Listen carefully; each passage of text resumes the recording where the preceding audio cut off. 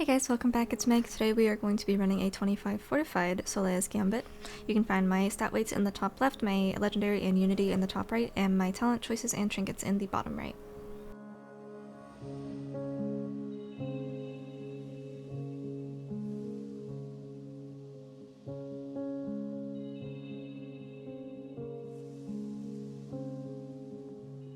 This first pull is going to be our Trinket, Lust, and Fallen Order. I ended up actually getting bolted there. There was a threat problem, so I ended up losing my Trinket and my Fallen Order. I was a little upset, but we're just going to go ahead and roll back in and keep spinning.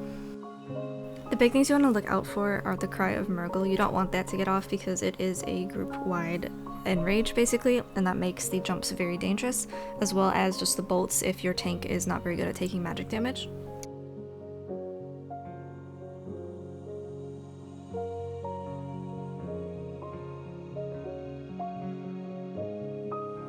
I like to use Crane here just so I can blanket the group with HOTS just in case threat gets loose or if people get jumped on or any kind of stacks are happening where they're getting hit with any kind of bolt or ground effect. It is a bolstering week, so these are kind of unfortunate if the Cry of Murgle gets off onto a bolstering jumper boy because that will one-shot you. It does about 60k. It happened in a run before this and I was not a happy camper.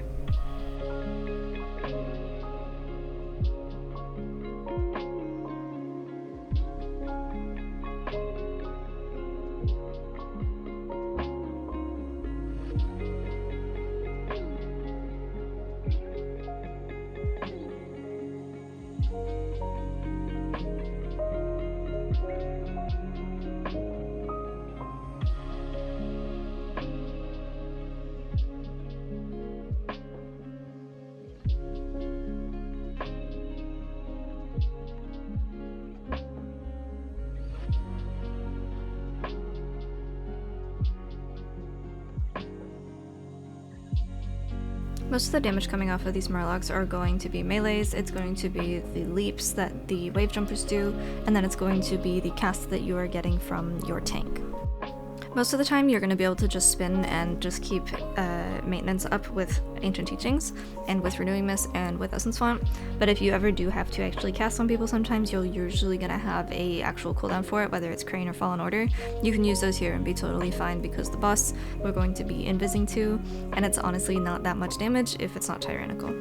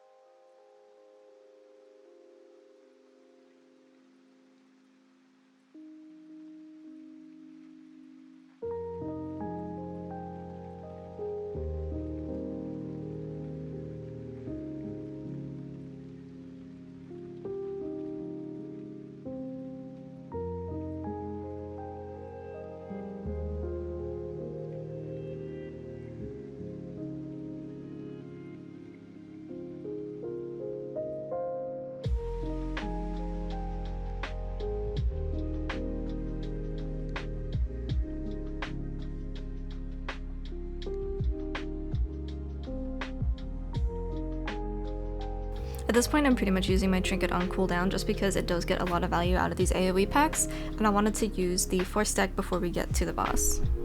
Unfortunately, I don't actually have time to use my 4-stack because we've got about a minute 15 left on it, but I am going to use it on the boss when the ads spawn so I can at least get a little bit of cleave there.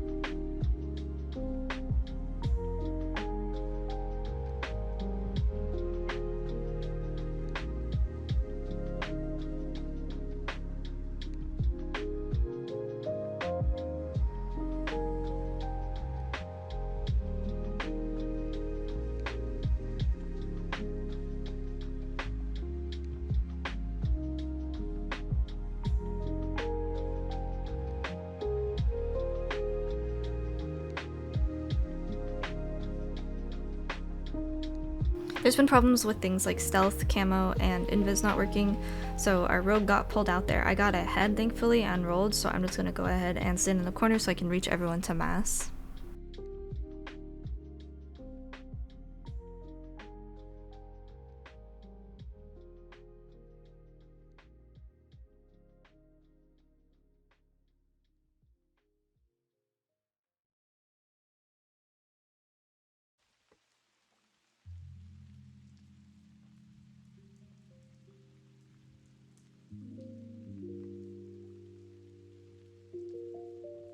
It is also important to have people topped before going into this boss because he will do a purifying blast almost immediately, and if anyone is not topped, it will most likely end up killing them.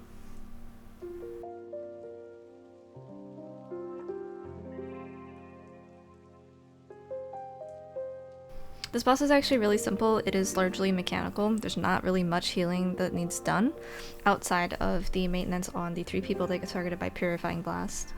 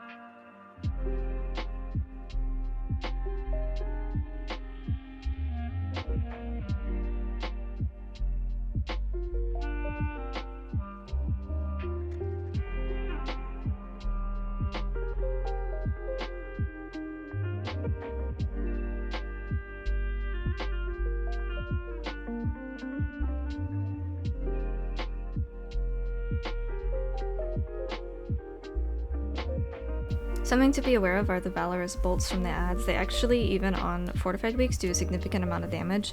I think I have been killed by it a couple of times, not in this key, but in other keys that I've done, definitely.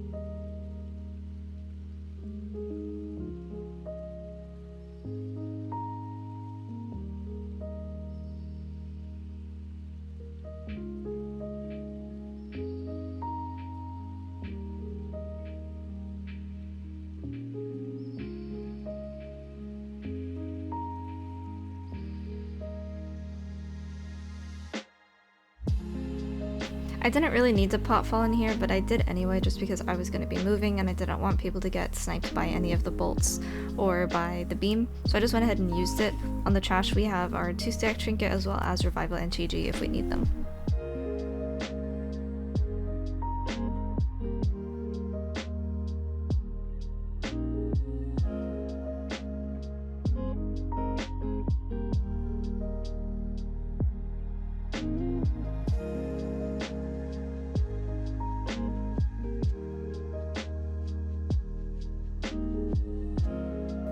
This is also our lust pool, so I am going to use GG for this after we kind of stabilize and I can get some of my damage out.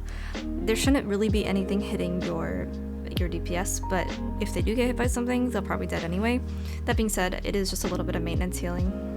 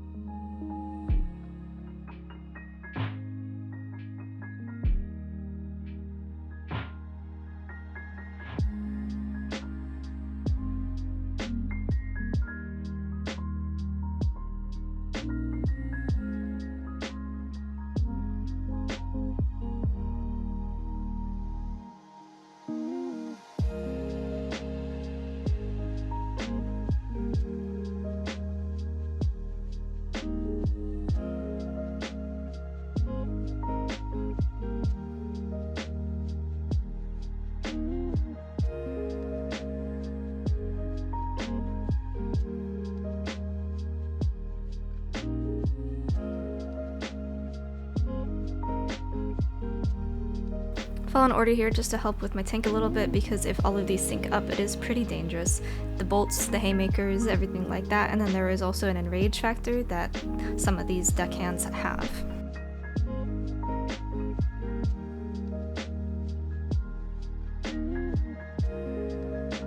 He dropped pretty quickly there and he didn't have Purg. That's what happens when all of these sync up and they kind of hit him all at once. He did greed a little bit, he had mentioned in Discord, but we have Binding Shot, so we're just gonna go ahead, kite these out, and finish the pull while he runs back.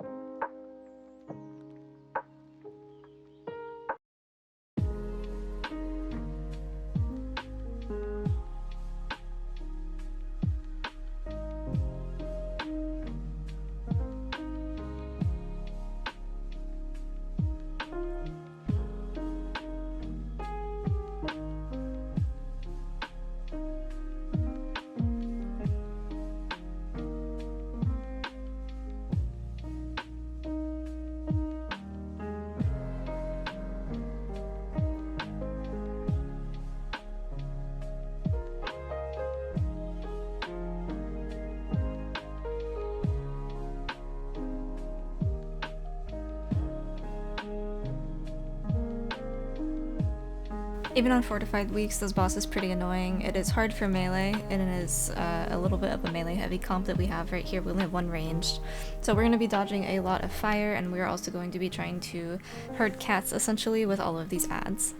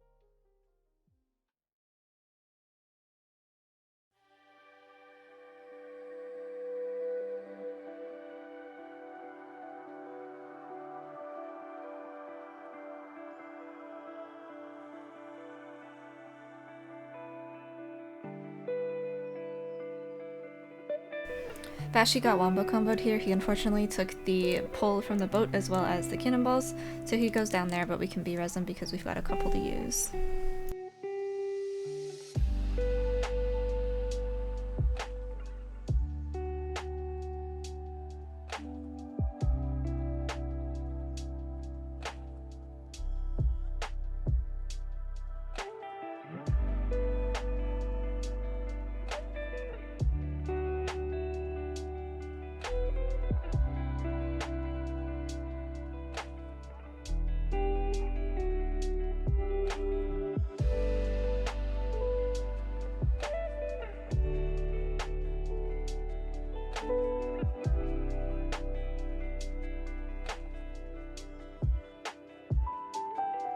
On these pulls, you want to make sure that you're dispelling your tank of the energy slash debuff that it gives, because it increases the amount of damage that they take by other energy slashes by 25%. For the kicks, you want to make sure that you are kicking Unstable Rift and Invigorate. Both of those are really high prio, and you want to be making sure that neither of those get off.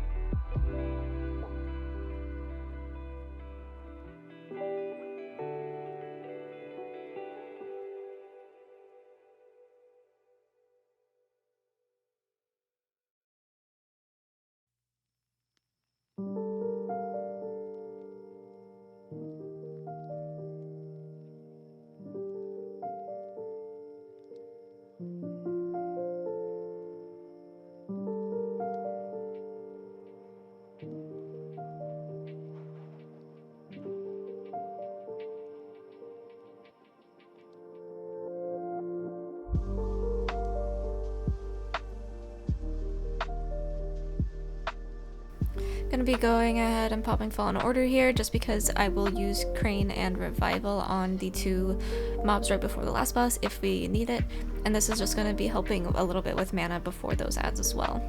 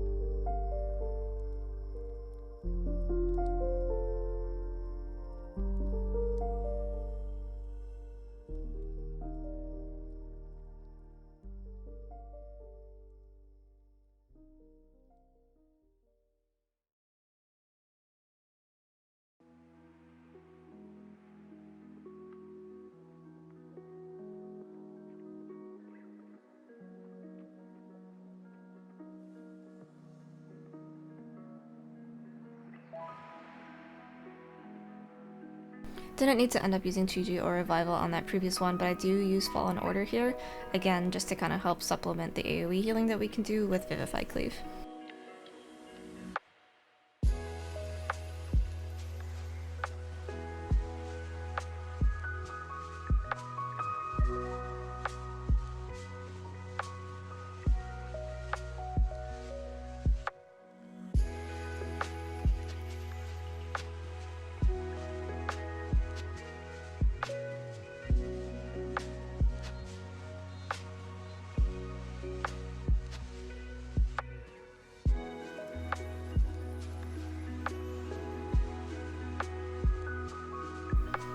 He did get one off right before we ended up killing him, and if you kill the main ad, it doesn't actually kill the star, so I went ahead and used Revival here.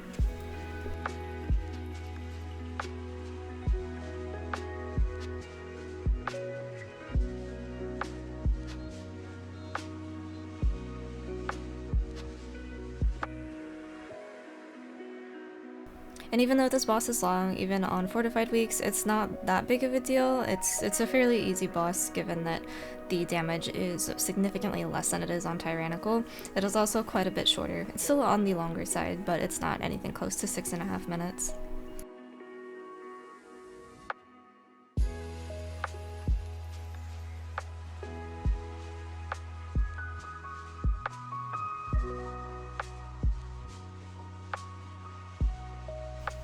I typically prefer to pop the collapsing stars myself just because I know when I have cooldowns, and especially if I'm using Crane, I know when I have stacks or not. In this case, I ended up actually just kind of writing out the buff mostly, and then just kind of supplemented it with Crane. Usually Fallen Order and Revival as well as just normal Vivify Cleave will be enough for this boss on a Fortified week.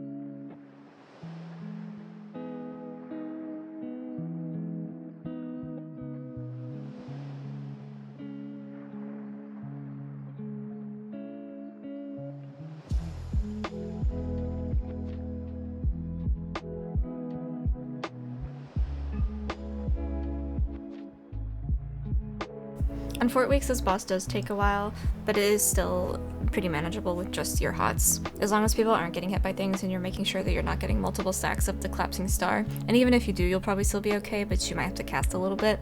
Generally, you can take most of the damage with this and just counter it with your normal HOTS that you would be upkeeping anyway.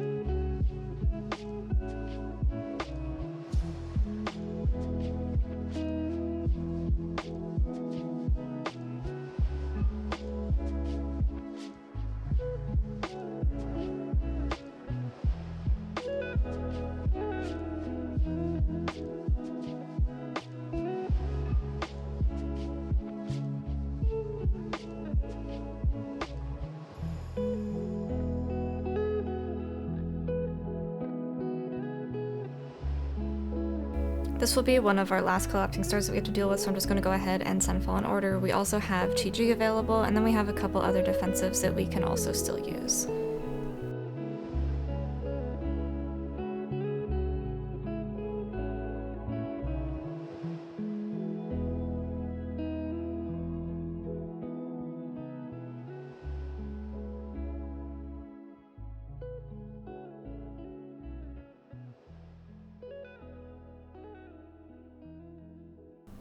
I went ahead and popped Chi here just so I could maintain the health of everyone. That being said, it was a bad time to use it because the boss is currently immune right now, and then Joe got meleeed because there is a bug with this boss that if you walk too close to it, she will melee you during this intermission phase. So I ended up kind of wasting my Chi. I get a couple seconds here at the end, but by then the boss is dead and it's not really anything to worry about. All in all, this is one of the easier, if not the easiest dungeons, especially on Fortified, where this last boss isn't quite as big of a hurdle to jump over.